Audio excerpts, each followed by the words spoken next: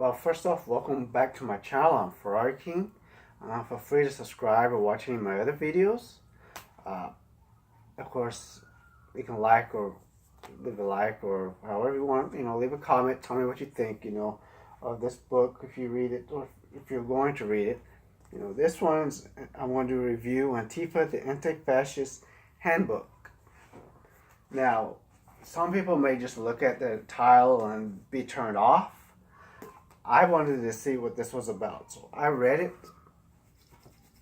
It's by Mark Bray, and I'm going to say it's a good book. But before I delve into it, I'll tell you, first thing you need to do, if you're going to read this book, is make sure you get the rise and fall of the Third Reich, because you'll notice that a lot of Antifa tend to be communists, not all of them, but a lot of them. When you read that book, you'll see a lot of times these communists would sometimes switch sides to become Nazis, and Nazis would switch sides to become communists. It's basically the horseshoe theory when it comes to political thought. You move too far to the right, you eventually come out left. You move too far to the left, you'll come out right. It's just that's simple.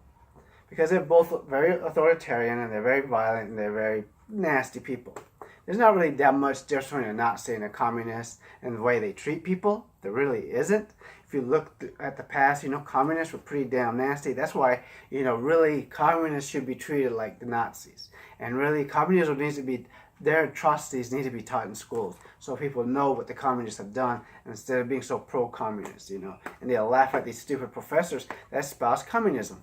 And a lot of these professors, they're sociologists and stuff like that, Not actual solid science degree, like I have molecular biology, biochemistry.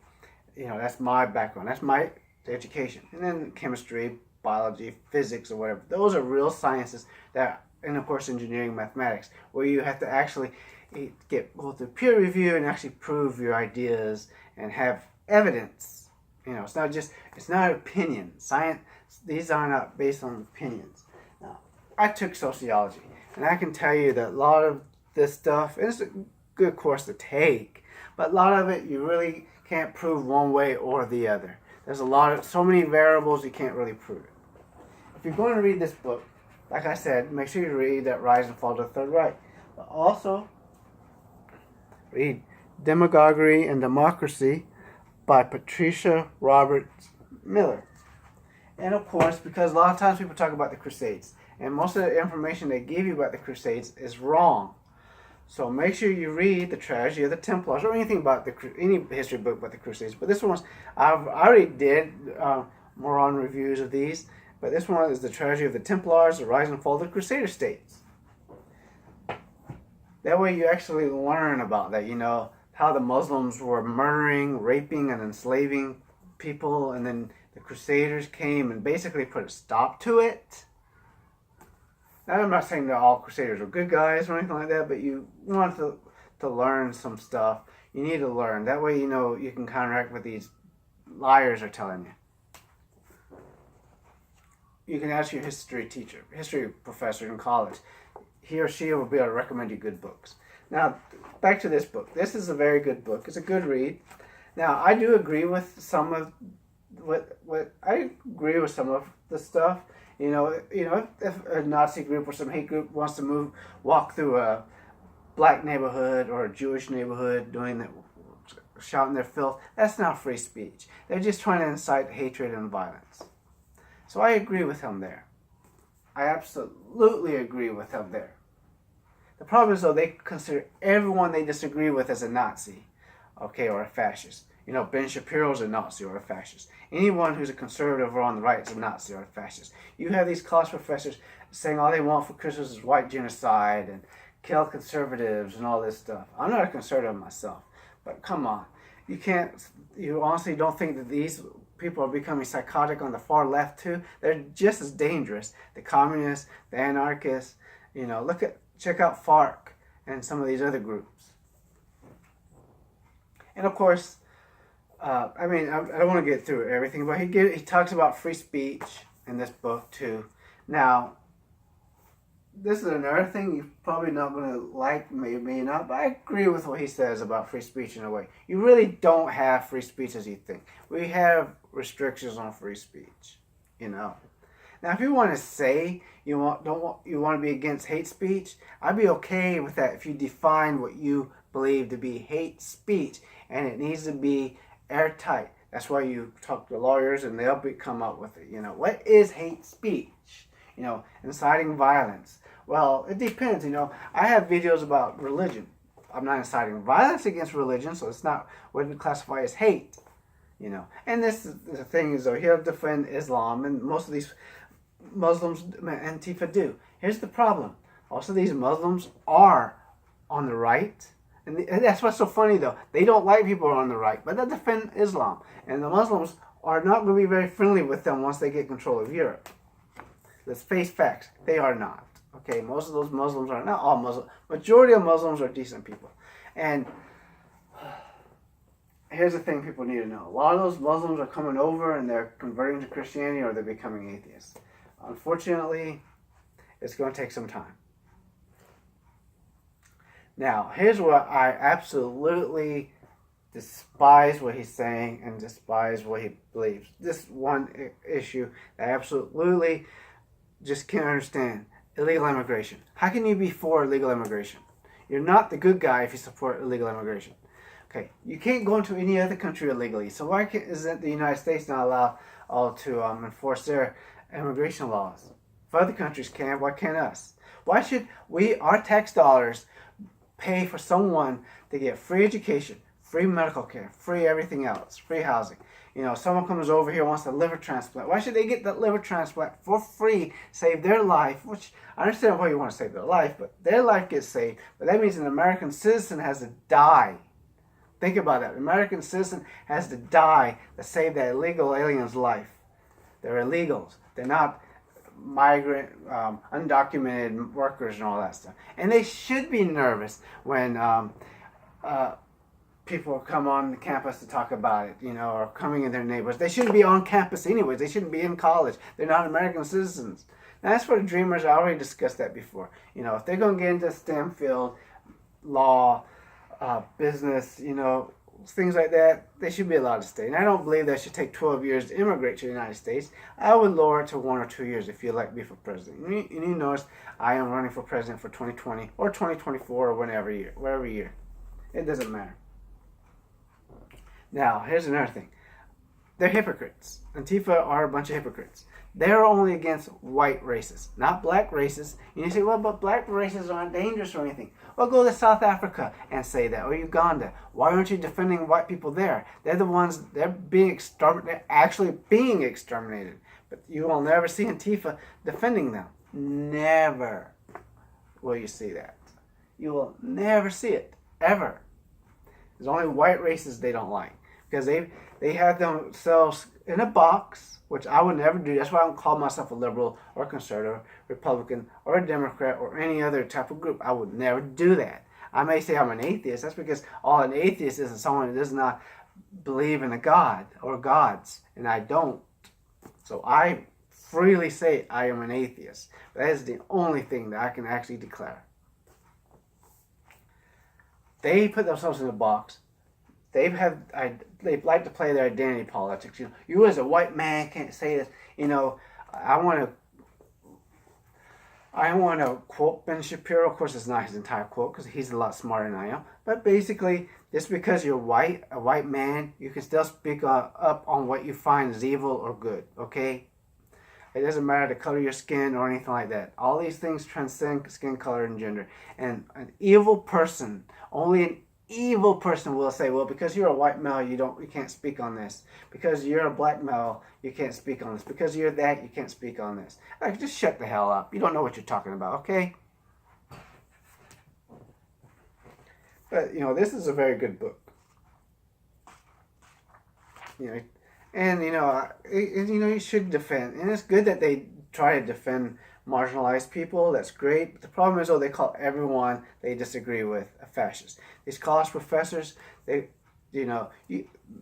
can look up on YouTube and throughout the internet with conservative students failing classes, not because what they write or anything is wrong, but because they're conservative and what they're writing is, supports the whatever conservative values they believe. Why? Whether you agree or not doesn't give you a right to fail a person. If they can defend what they're saying, why are you failing them? But that's how disgusting people are. And I want to tell you something. That's another reason why I'm telling you to read that book, The Rise and Fall of the Third Reich. When Hitler got power in Germany, when he suppressed the press and all these other groups, he had some friction. He had to fight them. There was one group of people that gave in like that to him, like that. I mean, they were already on his side. And they already got rid of everybody that did not think like them. Guess who they were? The college professors in Nazi Germany. Before it became Nazi Germany, when it was the Weimar Republic, they already got rid of all the professors and made sure all the students thought the way they thought. Exactly what you got now. And you got Nancy Pelosi, my grandson, and wish he had brown skin and brown eyes like so and so. I remember I told that at work to this woman from India. She was repulsed by it. Who wouldn't be? It's repulsive. People have a right to, be proud of their heritage or whatever, Now, as in being proud of your race, I can see the problem with that. It's like George Carlin. So please watch George Carlin's videos. Like what he says though. You really have no right to be proud of something you did not earn. You don't earn being born male, female, black, white, or whatever. So you don't really have a right to be proud of that. But you do have a right to respect your history. And let's face it, it's not just the white race that did all these bad things. The Japanese and Chinese did it too. There are many other cultures. The Muslims were not exactly pleasant either. We only learn in school about the things that white people did because it's Eurocentric history you're learning.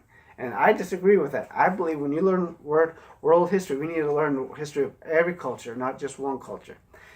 And we need a world religions class and learn every single religion, what they believe, their myths, their flood myths, their salvation myths, how they believe they get into their next life and all that stuff.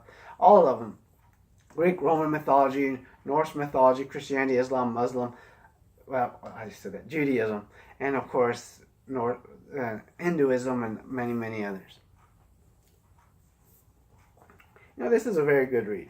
And it's a very eye-opener read. It tells you a lot of good things about the history and everything like that. And there's another thing, though, when you read this book, the other book, The Rise and Fall of the Third Reich, you'll learn immediately in that book that Hitler needed Antifa to exist because he could not have gotten power without someone to fight. He had to have disarray. You had all these political groups fighting, and he had to have that. Once he seized power in Germany, he needed that in Austria, so he could seize power in Austria too. He needed these people. They claim to fight fascists, but they kind of help fascists a little bit. And stopping free speech is not. And I know he gives a good reason. He tries to give a good reason to do it. I don't completely agree with him, but But for the most part, this is a very good book. I don't believe in destroying somebody's life or any of that stuff. If you're going to do that to a Nazi, completely destroy their life, make sure they can't get a job, and hound them when out in public, fine. Then do that to communists too, because they're just as evil, if not worse. Have you seen what the communists have done in the past? There's not one communist nation that has not murdered thousands or millions of people. Not one. Because communism, basically, you're the bitch of the government. The government owns all means of production. They own all the workers. And people on the top have everything. People on the bottom are basically dirt poor. That's basically what it is. They claim it's equality. Everyone's the same. Classless society. Yeah, except for the fact everybody's poor and only the people in the government have money. Yeah. Good form of government. Of course, all these people think that they're going to be the ones doing well. No, you won't. Because again, read Rise and Fall of the Third Reich, and even in this book he even admits it too about Stalin. They kill their followers eventually. Always. Evil always turns on itself. Always, always does. I know there's a lot of stuff I want to say. I'll forget and I'll remember it later and wish I had said it. But again, this is a very, very, very, very, very good book. And I have nothing against... I don't hate Antifa. I don't even dislike Antifa. I just don't trust them. I don't think they're the good guys. Now, the members that are communists, I don't like them.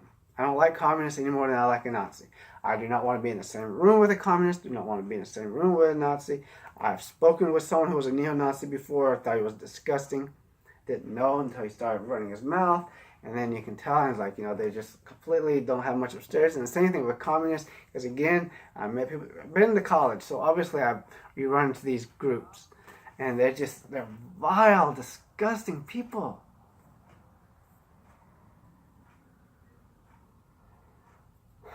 I mean, they are. I'm sorry looking away. I'm just clutter around here. I just realized I forgot to take a video game out. But anyways, it doesn't matter.